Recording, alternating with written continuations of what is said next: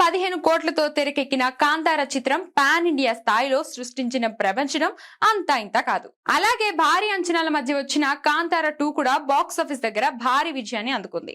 అయితే ఇప్పుడు ఈ సినిమా మూడో భాగం కోసం వేచి చూస్తున్న అభిమానులకు ఒక బ్యాడ్ న్యూస్ వినిపిస్తుంది.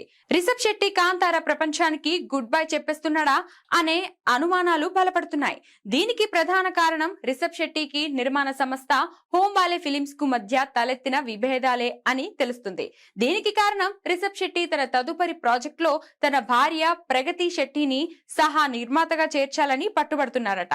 తన సక్సెస్ జర్నీలో భాగమైన తన ఫ్యామిలీని బిజినెస్ లోకి తీసుకురావాలని ఆయన కోరుకుంటున్నారు. అయితే హోమ్ వాలే ఫిలిమ్స్ లాంటి బడా బ్యానర్ రిషబ్ పెట్టిన ఈ కండిషన్ కు ఒప్పుకోవడం లేదని తెలుస్తుంది. గతంలోనే వీరి మధ్య కొన్ని ఆర్థిక పరమైన విభేదాలు వచ్చాయని వార్తలు వచ్చాయి.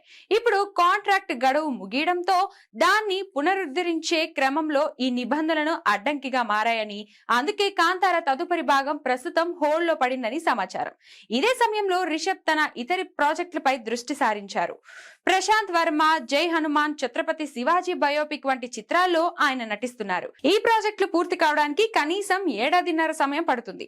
కాబట్టి ఒకవేళ వివాదాలు సర్దుమణిగినా కాంతార 3 రావడానికి చాలా కాలమే పట్టేలా ఉంది.